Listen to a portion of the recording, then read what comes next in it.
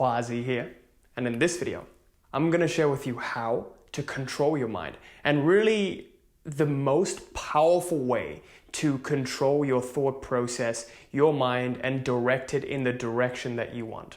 And by the end of this video, you're going to learn a simple method, the most simplest but the most powerful method that I've found after years and years of studying, practicing, applying this stuff, and how to start using it right now. So make sure you stick around to the very end of this video.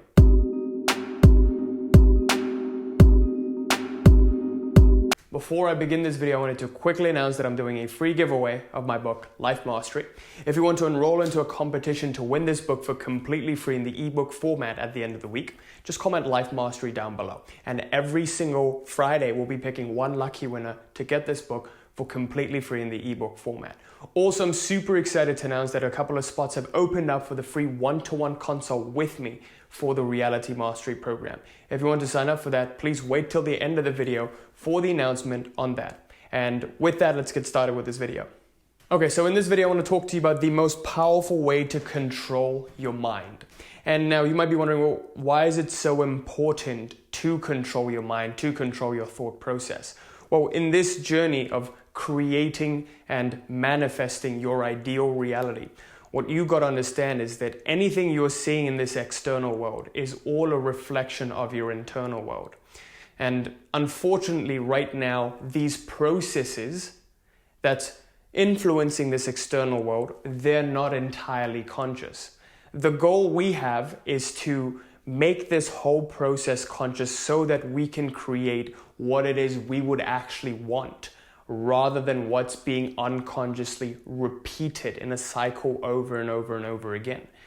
And the biggest reason behind that is because this internal world is consisted of your thought and your emotion. Emotion is the sweeter part of the thought. The thought is the more drier, more reasoning part, if you will. When the thought and emotion come together, the masculine and the feminine comes together. And as a result, creation occurs. Okay, so in this video, I want to share with you how to get in control of your thought process, of your mental process, so you're no longer being haunted by what you don't want to experience, but rather get into full control of what you do want to experience. This is something I've really started to do a couple months ago, and as a result, I've seen drastic improvement in my own day-to-day living. So I really, really want you to pay attention to this, but even more than that, don't just consume this, but actually apply this in your life. This has got to be the single most powerful thing I've seen. Okay, and the ideas that I'm going to share with you today, they come from a very, very powerful book by Ramana Maharshi, The Teachings of Ramana Maharshi, and it's called Who Am I? It's a 15-page book, so I definitely encourage you, go to Amazon, get it right now, give it a read, couple times, 3-4 times, because the concepts in here are profound.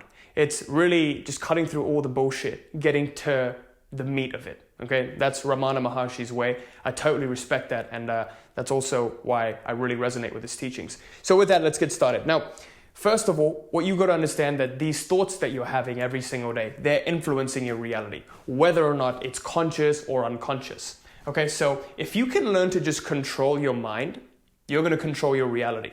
If you get in full control of your internal world, your external world will start to yield for you. Okay? And the second thing is, the biggest failure people go through in controlling their mind is not the thoughts themselves, but the identification with these thought processes. I'm going to explain to you what I mean, but it's the identification with all of these thoughts that you have. Okay? So to give you an example of this, whenever you have these doubts, whenever you have these fears, whenever you have these worries, they're not the problem. They're just thoughts. Thoughts happen in waves, okay? One day you feel good, next day you don't feel good. And then you feel good again, and then you don't feel good. These always happen as a result of karmic propensities. Okay, it's just this pattern that keeps going on and on. So ask yourself this, did you choose these thoughts? These thoughts that you're experiencing, these feelings that you're experiencing that you don't like, did you choose them? No.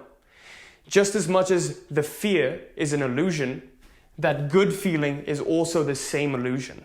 It's just we like the illusion, right? That's why we choose to identify with it.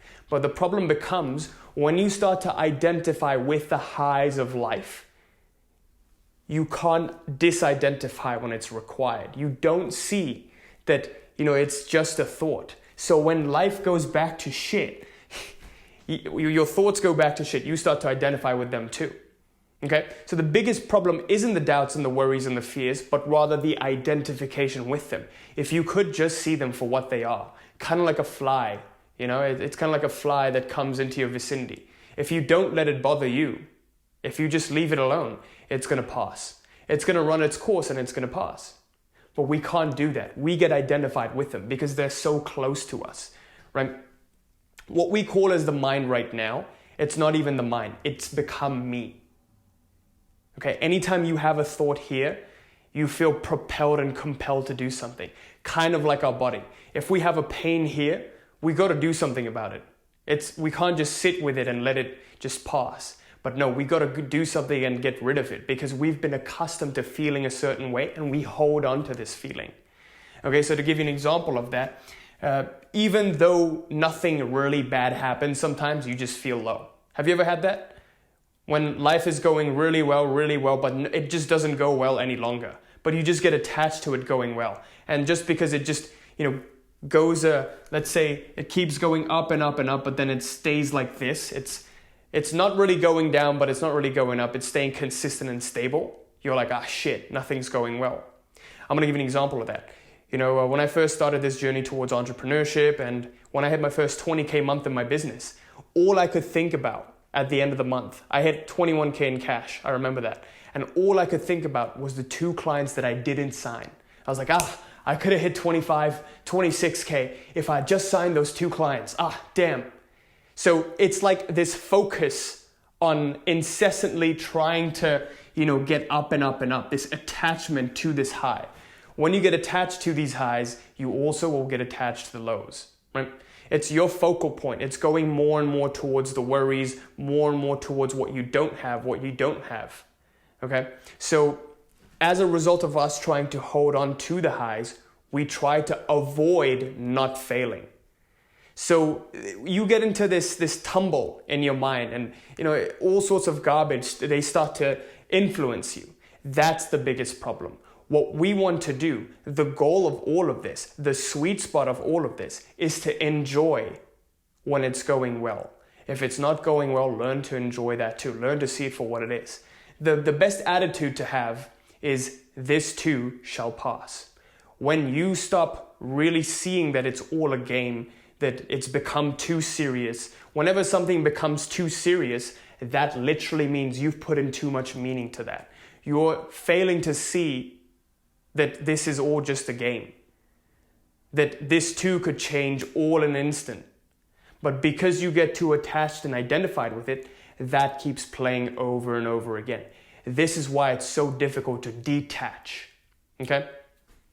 And by the way, detaching doesn't mean not caring at all, but rather it's making the conscious choice to not get attached, but learning to see it really and objectively for what it is. Okay? So there are many ways to control your mind. You can do breathing exercises, which are great because your breath, if you can learn to control your breath, you will control your mind. It's as simple as that. A simple tweak like making your breathing happen from your belly rather than a shallow breath from your chest, that simple tweak can change your life.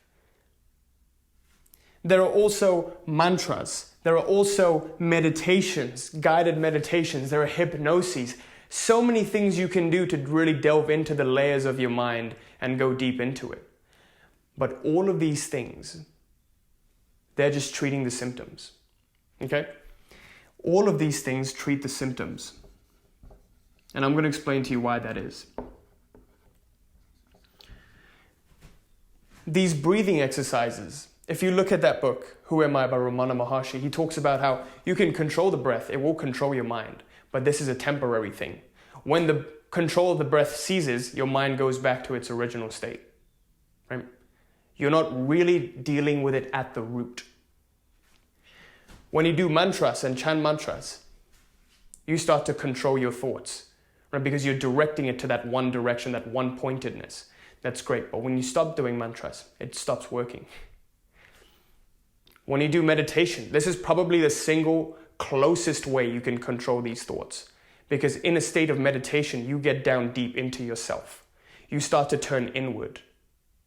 When you stop looking for solutions outside, when really the problem is internally, and you turn inward, you're getting closer and closer to the root, the source of the problem.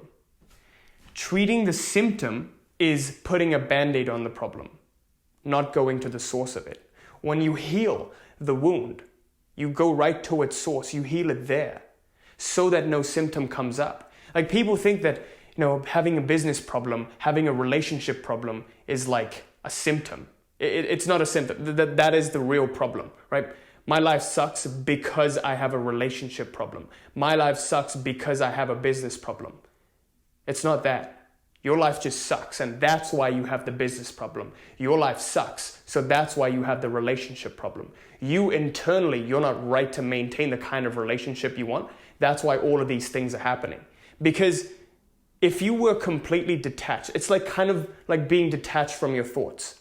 Okay, if you're completely detached from your thoughts, it doesn't matter what thought happens. If it's a bad thought or a good thought, if it's a bad emotion or a good emotion, and you know that this isn't you. You're connected with the source, so you feel joyful all the time. You feel that natural state you're supposed to be, right? We're naturally, if you look at a child when they're born, they're joyful, they're happy, they're peaceful, they cry when they don't have food or their biological urges are unsatisfied. But they're naturally inherently happy. But then all of these, thoughts and conditioning comes in, and then it starts to cloud that joyfulness, that innate joyfulness we have. So this becomes a guard against it. And the whole journey of life becomes uncovering that, getting to that natural state, recovering that.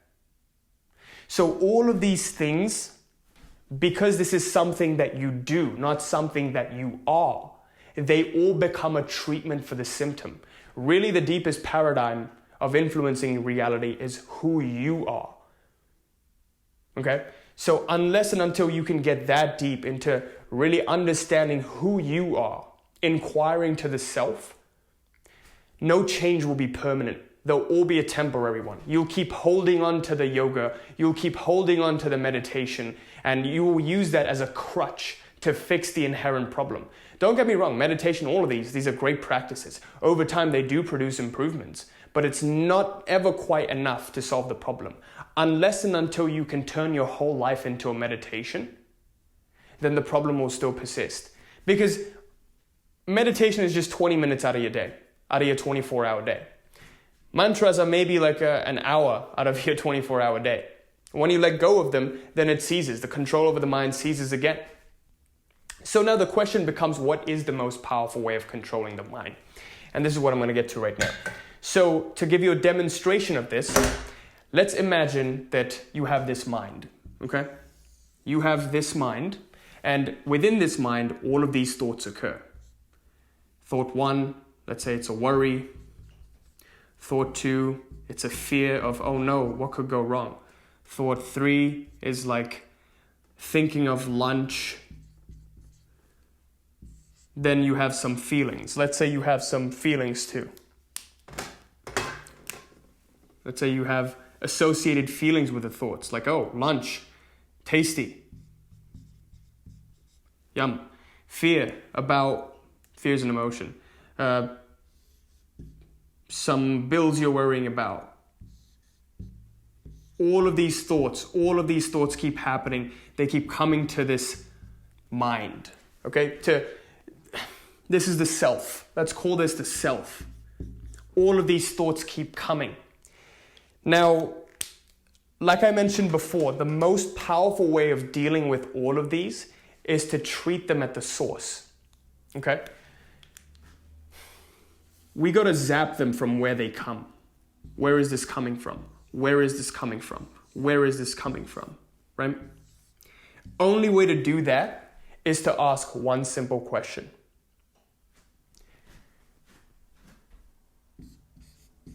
Key question. To whom? does this thought arise?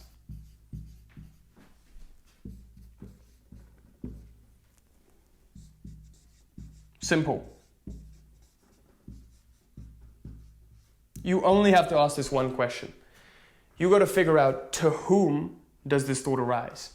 These thoughts that are happening, the fear, to whom does this thought arise? And not just ask this question, but also get into full realization of it. It's one thing intellectually understanding this, but it's another thing really asking yourself, like, to whom does this arise? Because when you do that, what happens is you're no longer identified with it. You see the thought and the experiencer as separate. All thoughts that arise come from the mind. What is the mind? There is no mind without thought. There is only the self, the higher self. Right? Really think about it. In a state of deep sleep, there is no thought. There is no world. The world exists because you experience it. The thoughts exist because you experience it. Who is it that's experiencing these thoughts? Once you ask that question, you start to deal it at the source. To whom does this arise? It zaps. To whom does this fear arise? It zaps. To whom does this thought of lunch arise? To whom does this feeling arise? Who is feeling this? Then the separation occurs between the self and the bundle of thoughts you call the mind. Okay? When this separation occurs, you're in control. That's the goal. The goal is to get to a point where you can use the mind to function in this world of duality, the world of mind-body. Not to have the mind use you. When the mind uses you, you're in trouble. You keep replaying the same patterns over and over again. There is no separation. You're a puppet. You're a slave to the mind. But when you learn to ask to whom this is occurring, now none of these affect you. You become untouchable. You walk through life literally and don't get entangled in it. That's the ultimate goal. It's one simple question. If you can get into meditation, to really practice this, what I would advise is just sit down quietly, set a timer for 15, 20 minutes, observe your mind, and see all of those thoughts that come up. The key is to ask, to whom does this thought arise? Expel it so that it leaves no residue. What all of these thoughts, they'll do, they're pesky. They'll leave a little residue that will come and haunt you later on. Right? These fears will come back. To whom, when you ask to whom does this arise, you completely eliminate it at the source. It's like, to whom does this arise? It's no longer happening in the mind. Right? It's no longer occurring, the identification. Right now it's like this.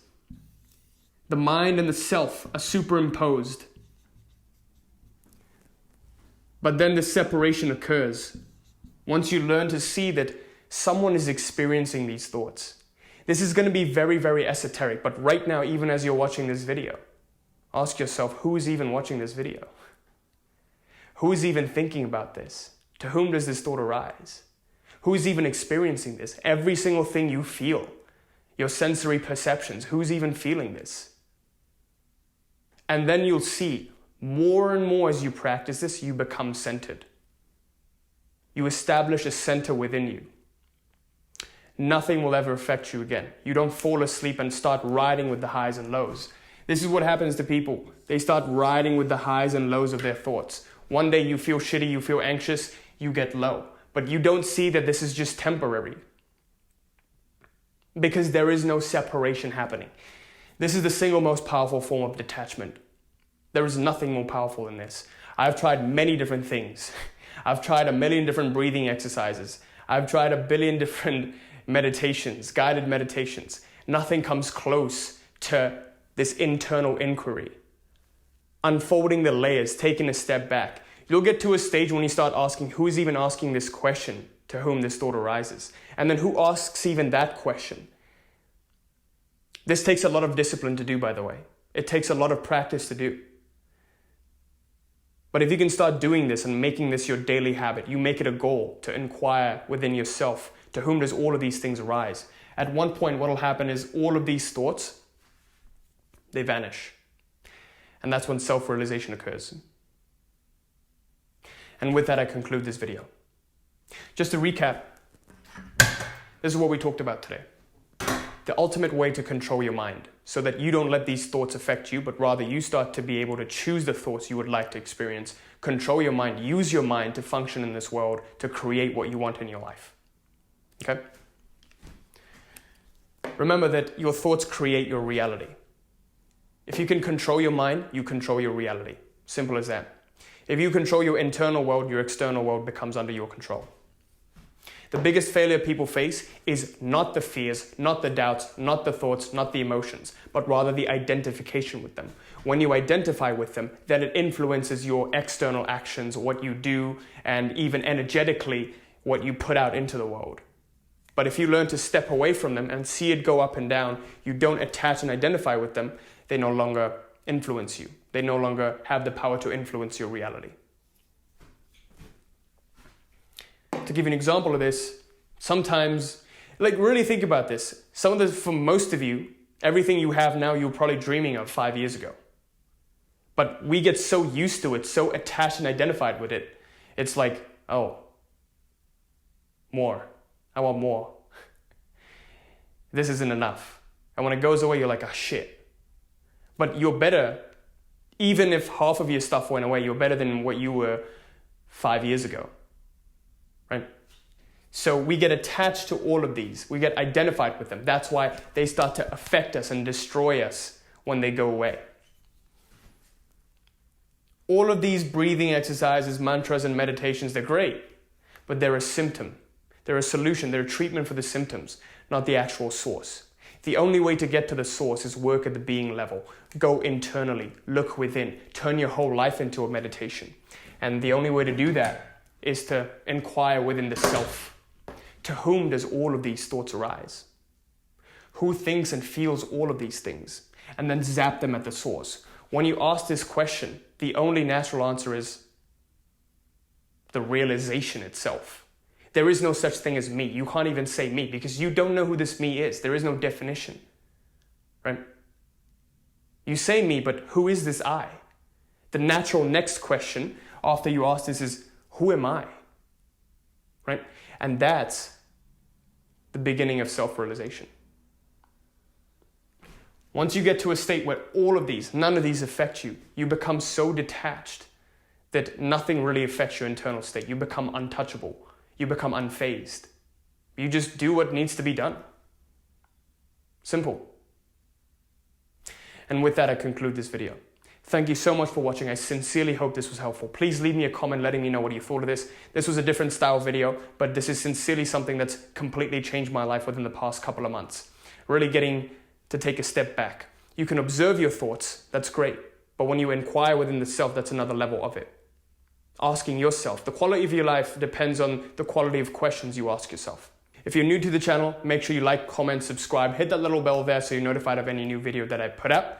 And I'm super excited to announce, as I mentioned before, the free one-to-one consult with me for the Reality Mastery Program is now open. If you want to enroll for that, make sure you click on the link in the description below to sign up, and hope I see you there. Just to let you know, this consult isn't for everyone. We're only looking for those who are serious about working together in a program with me and working to take their lives to the next level.